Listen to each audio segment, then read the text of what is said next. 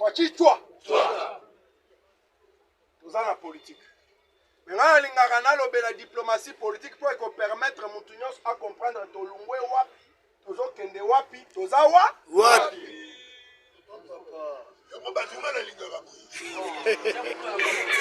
Il devait se pouvoir. Fachi a eu pouvoir. Opé Sangai Matoy. Fachi a eu pouvoir. Accueilli la France. A commis la France à lobby. La France 24, la TV5 Monde. Le temps est arrivé. Maintenant, je vais prendre le stylo rouge pour commencer à corriger les erreurs. Tu vas comprendre qu'il devrait parler dans la France parce que ce qu'il avait parlé était là qui FCCT, était là qui Kachité, était là qui Mokilimo, Mobimba. Et lorsqu'il a parlé, il voyait la communauté internationale. Namakita Nabango basala ki pona tina ya Congo. Lokola mutu oya tala ki makambo na bwanya nyoso lobaki il faut na kundola misisa bisika balona ki ya yango. Et c'était quoi? Président Lobaki, j'ai compris que dans toutes les institutions du monde, la RDC n'est pas représentée. Et c'est la guerre que nous allons mettre en place. C'est que Kagame a utilisé pour tuer le Congo, je prendrai le même chemin pour renouveler le Congo.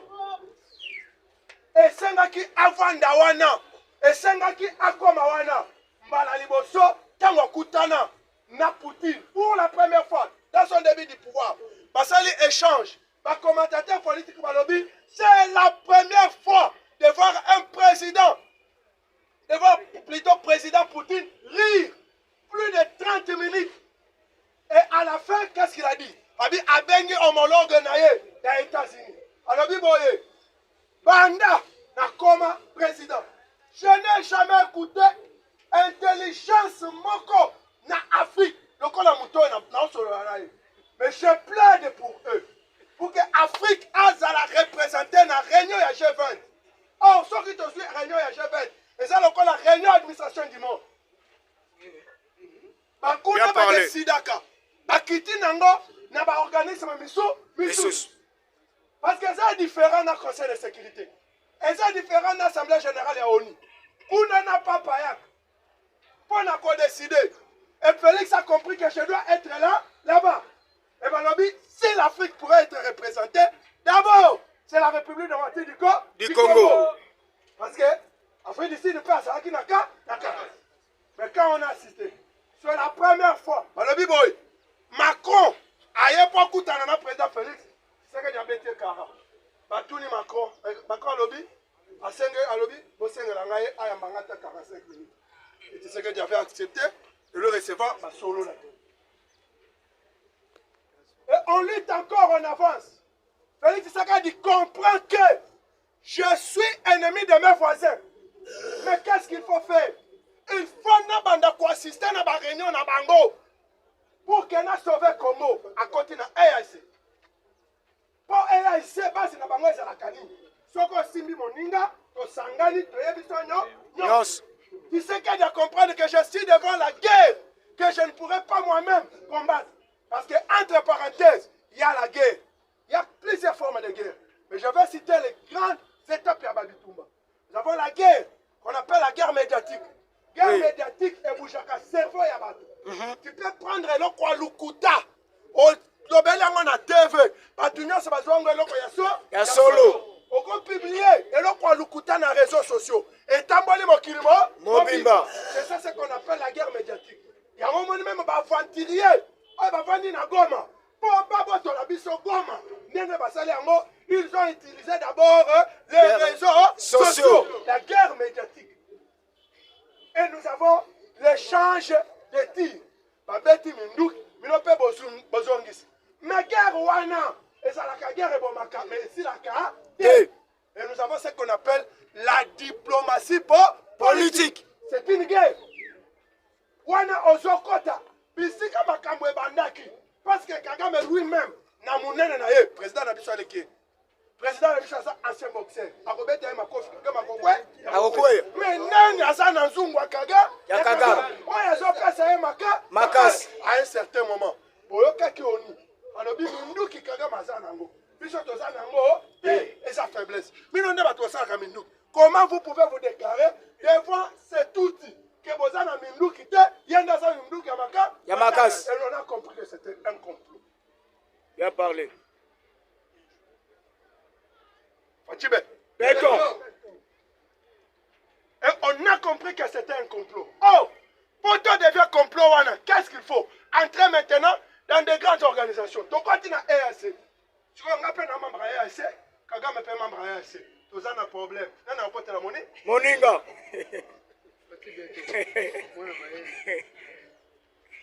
Il est passé vivre. Viva. Fatibé. Beto.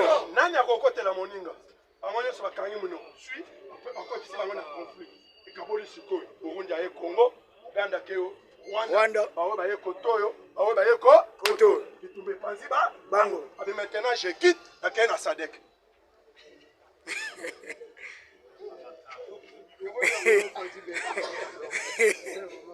Fatibé. Beto. Et maintenant, je quitte la Kena Sadek. Tant avancé dans Sadek, parce qu'il y a que Sadek, je vais aller négocier. On va côté la ngaï. Mais ça va voir côté la ngaï, côté la na. Tant que Sadek, on va vendre ça ma dialogue. Et Félix connaissait que Kagame n'a pas respecté. C'est pourquoi à tout moment les mots étaient ceci. Je ne discuterai jamais avec les panthères.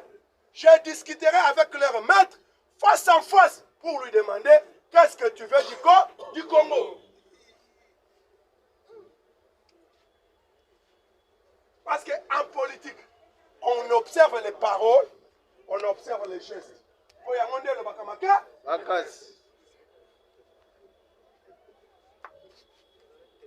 Et quand le président Félix a bandi Bitumbawana, allez, dialogue, Kagame Vanda, tu sais que du Vanda, au solo là. Lorenzo Kokiki. Félix a lobby, nga, na boy politique à chaise vide, na Koya.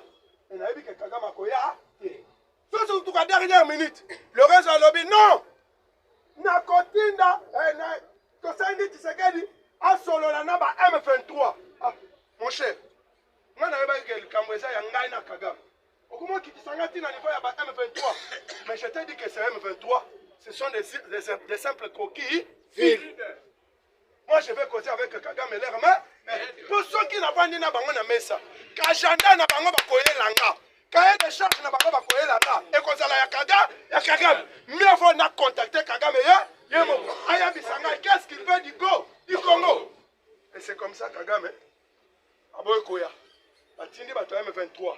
Et puis Félix, c'est ce qu'il a fait. Akamati Jean-Pierre Mbem. Akamati Oikoto. Pourquoi Jean-Pierre Mbem? Parce que Seigneur de guerre, Bosala Naï Makamba Rébellion, Aïe Bino Mala. Malam. Bango Bayoki que Jean-Pierre Mbem Banyati Angola. Abito Koyate. Et puis pourquoi Babangaki? Souvenez-vous, non? Kendakate. Et puis pourquoi Babangaki? Parce qu'ils étaient devant Moutoua Yebi Mafia Naba. Nabango, oui. Parce que Jean-Pierre Mbem n'allait pas leur demander. Allez poser la question. Montrez-moi, vous avez un colonel, un officier militaire. Vous avez commencé l'armée.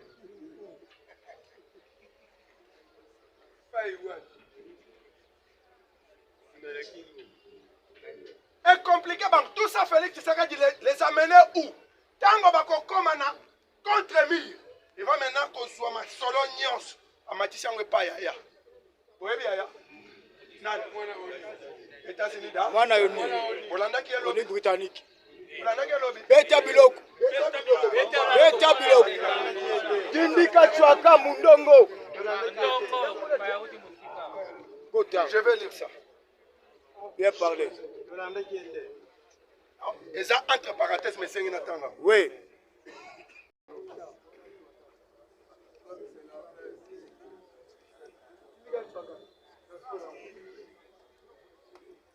Trump et Zelensky. Trump, Bazaki na Zelensky na point de presse. Ça, la point de presse, lobby.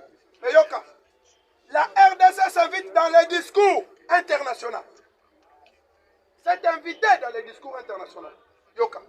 Lorsqu'il s'exprimait devant la presse aux côtés du président ukrainien, Donald Trump a fait une déclaration qui n'est pas passée inaperçue. makambo ya Ukraine, na Amérique, on sait la point de presse, mais Donald Trump, Bolingwa Mwasi, et lequel est, Mwasi Nangaza Kitoko. Moi, c'est au Congo. En invoquant les explosions en Russie, Trump a tenu à préciser que cela ne venait ni des États-Unis, ni du Congo, son nouveau partenaire stratégique. Bon, et puis quand on parle de... Parce qu'il faut comprendre les mots et les expliquer pour comprendre que Elingi Kolobara, quand on parle d'un partenaire stratégique, parce que tous nous sommes des leaders de paix. Mais il y a un partenaire stratégique. Pour exemple, la mission, nous sommes au Kenya. Yango, bien parlé. Et c'est ça un partenaire stratégique. Quand je vais engager les choses, j'engage. Yango Moni, c'est Félix, au Mabilo Kwadoua.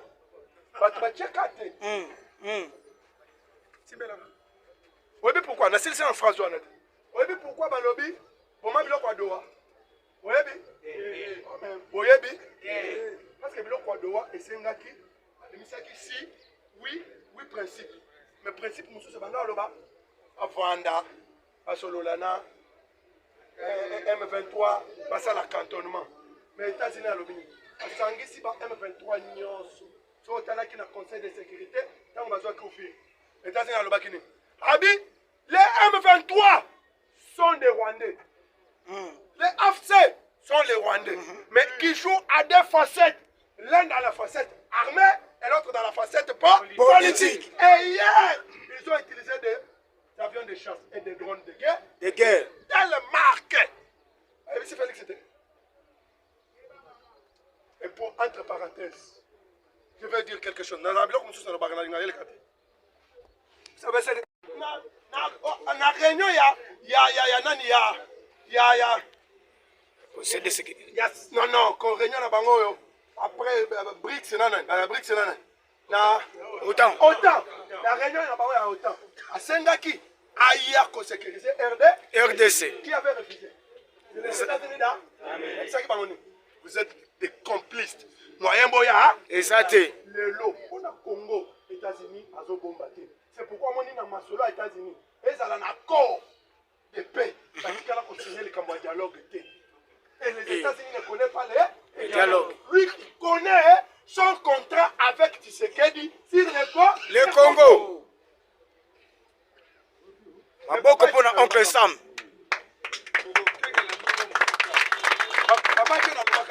Papa Togopé, c'est Bino Mbokamo. Mais Bino, comme il s'appelle Congolais, Alzala, le Kolabi. Bino. C'est ça que Félix a dit. Si. Parce que le problème était Roubaï, non? Non, on est dans le Roubaï. Amérique, on peut tout perdre, mais pas Roubaï. Félix a dit, mais bon, où est le Roubaï, il n'y a pas. Parce que je vous garde encore, à quoi? À Congo. Je vous garde encore quoi? Équateur. Et les Kassa, et les Kassa. Les Batouni, Balobi. Makamozo, mais c'est la seule. Makamnano, Banayo, Zaya. Yasol. Tinda Batubaya Kota. Habité, tu as Tindi américain. Maintenant, on a mis sur ma bête. Tu as Tindi japonais. Tant les japonais, il y a pas comment on va manganer. Et ça, on voit. Et ça, il y a bambou là, bambou. La minerai automobile, c'est plus que l'Est. Mais ils en non exploit. Et c'est comme ça, on dit Japon rapidement. Avec ici, Premier ministre. Oui. Un contrat dans le domaine de manganèse.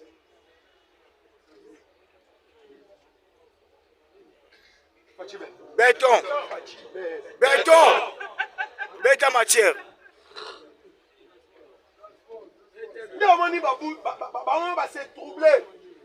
Maintenant, Koto, habité. Pour nous, ouais, il n'a pas. Parce qu'il y a encore un problème. Le bloc pétrolier au Bosso Kawan.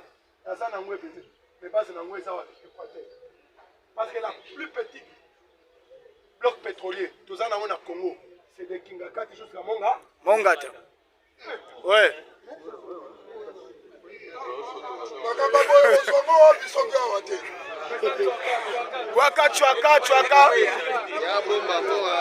Luka, oh, na Louis, oui, oui, oui. Beta biloko. Béton. Donc, à Sangaï, na moko moko et États-Unis balobi boy c'est tous les jours que Donald Trump cite le bureau avant Oval. Viva. Le bureau à Washington. Donald Trump a accepté ce qui va na bureau wana asitaka na pourquoi c'est parce que je me retrouve maintenant et vois quelqu'un que je connais mieux. C'est là on attend. Je suis là si c'est ma phrase après tout le monde. Dit comme ça, c'est la paix sourit, mais le message est clair. Donald Trump sous-entend que la RDC est désormais nouveau partenaire stratégique des États-Unis. Il n'a rien à voir avec ces événements. Donc, Makambo Etali, Russie, Ukraine, Etali Donald Trump, on a dans le monde entier, c'est le problème entre RDC et États-Unis. Par rapport à l'intérêt, on va signer Nayango. Partenaire stratégique. On a reçu ça. Le tir entre les lits. Trump a tellement intégré partenariat entre RDC et États-Unis qu'il prend même le temps de clarifier la position de la RDC sur la scène mondiale. Beta biloko. États-Unis. Diplomatique. Teinte d'humour. Qui en dit long quand Trump cite spontanément la RDC. C'est ce qu'il assume et apprécie clairement ses partenariats stratégiques.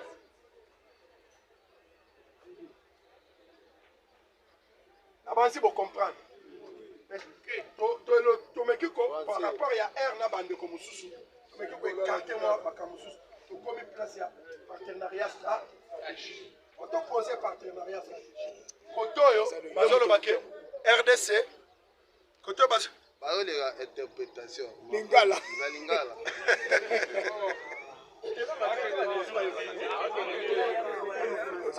Tolobaki boye. Partenariat stratégique ezali boyokani entre Congo na RDC makambo ba solo la to ba sala etali bamboka mususu te eza bolingo na bango. C'est pourquoi Félix Tshisekedi disait le Congo c'est comme une femme belle du quartier. Tout le monde l'envie, mais chacun amène sa moyen. États-Unis a 500 milliards de dollars disposer dans le compte ya Congo pour que a exploiter ba minéraux ceux qui na tout qui monte sur le plateau nengo vandi boy ko banda koko na yo ti na mwana yo boy so ba pesi bino manganese ko sa na ngoni nini iyo hello ota Kisa kosu kosu Joseph Bakibe Beto mais faut te passer ba to ba sala la kango apio parce que boyo bité boyo kaki na 8e mois. Il y a 2025 qui pour former un avion, la RDC a fait un minerai plus de 75%. Il y a un minerai et comme ça l'avion est, ça la sait que l'avion est. Il y a un moment qui te donne même malheureusement on fait ça avion et tu vas comprendre. Ok. Ok. Ok. Il y a de cela une semaine. Tu sommes qui 3 avions. Comment on va quitter ces choses? Bien parlé. Beto. So tant qu'il te l'ungwe, États-Unis à non. Aucun de nous, à niveau à Qatar. Au solo là. Et c'est comme ça qu'on a commencé à appeler la M23. On a combien à M23? M23 va candidat, va faire si biso quoi. So Qatar va commis kuna. M23 va linga va faire ça. Nous sommes des Congolais, nous sommes des ceci là. Va bengi boulos. Boulos ça va quitter ça. On ne peut pas discuter ces histoires de partage du pouvoir. Niet. Vous êtes des belles, vous devez quitter. Il y a un moment donné, article point 6, il y a résolution à Qatar. Une justice équitable. Et la vérité, si. Si. Et lui, voilà, c'est nous.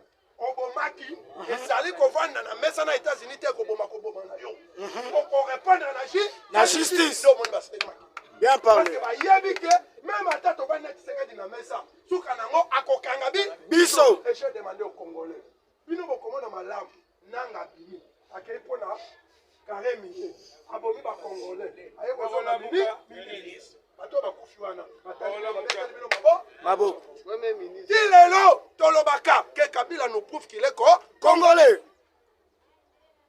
Est-ce qu'il peut oui, je suis congolais, est-ce que c'est un exercice? Est-ce que Tshisekedi peut nous prouver qu'il est congolais? On prouve que c'est maman nanga yo, tata nanga yo, mais Kasserek Alobini, Kabila était sergent na Rwanda, oui. Il s'est retrouvé ici au Congo, général Abomi Moussé. Pour pouvoir. Parce que papa Etienne Alobaki, c'est lui qui tue et c'est celui qui prend le pouvoir. Bien parlé. Fatibé. Béton. Fatibé. Béton. Hein? Celui qui tue, c'est celui qui prend le pouvoir. États-Unis. À mon que ma cambo Yakata. Mais comment qu'elle ne m'illumingamini? Quand on va signer, principe il y a l'accord de Washington.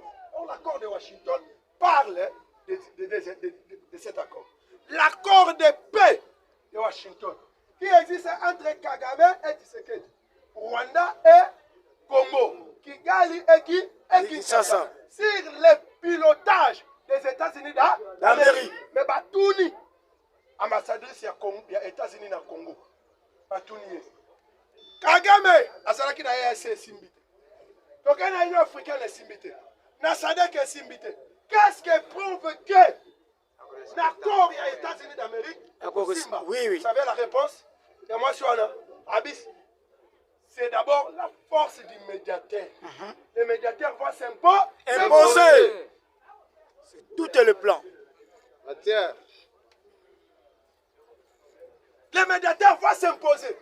C'est comme ça qu'on dit tant que Babandi n'a pas ça. Basolo, le Babandi a signé, Bissonio Stomonaki. Oya ya yambiye, oya ya pese mbote ya revendre.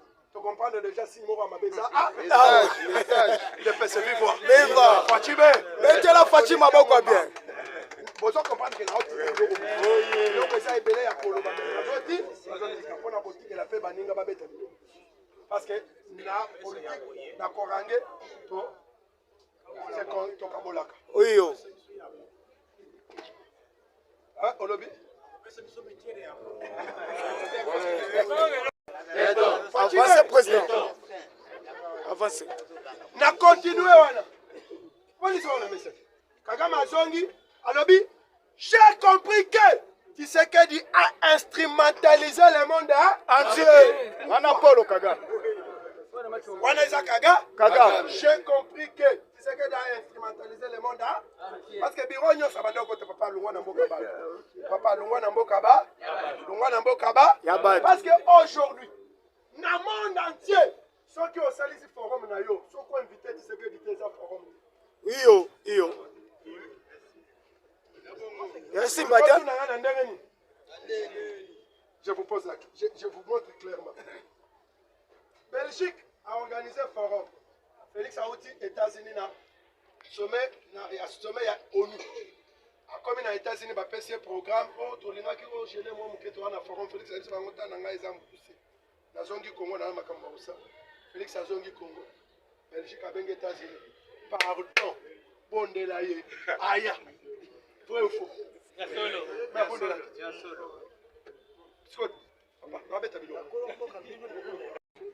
Président Kagame en face pour lui dire c'est nous deux le problème. Pas de problème. Nasengi Iyo. Loboko yango. Kimia ya brave. C'est-à-dire sois courage. Ngai na yo des problèmes. To lukaki Kimia. C'est que Kagame a un point de fait. De faiblesse. Telemi à lobby. Otala coquille vide. Ozosala makelele ya tina. Après ce forum, lorsque les deux présidents ont quitté pour aller dans leur lieu, mais on a suivi que le monde entier qui était dans la salle suivait Tshisekedi dans les couloirs. Les couloirs. Et c'est tous les couloirs qui disaient Tshisekedi a gagné Kaga. Kagame. Iyo. Et il faut le bannir. Tant que le masolo est dans le couloir. Dans un peu cet exemple. Mon est tout ça dans Misala. Tout comme 14 heures dans le bureau. Au moins, il y a directeur et un bureau. Il y a un directeur. Avec masolo, il y a un bureau. Moussous. C'est ça qu'on appelle masolo yakou. Ya couloir. Et masolo couloir, il y a une décision, il y a tort. Ya tongo.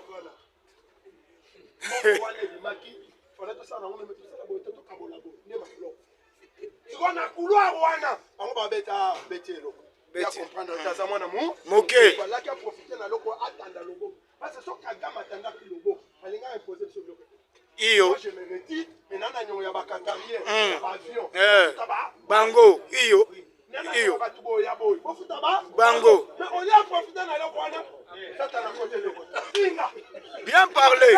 et bien Qatar maintenant Là-bas, on est à Fingi. Qatar maintenant À se lever. quand on Félix Assane Bakini abi na mon avion mon côté o ekenda ka Rwanda tele katana du corona na côté kanzela tena ko beta ya Yango. balobi boy couloir o ya via comme ça la pour ekende Rwanda eza distance mula Moulai. Qatar avec les bateaux ça les compte à kate Ekoti. yoka pour Qatar abeta bango biloko makasa abi prince aye abi je laisse au Rwanda 2 milliards.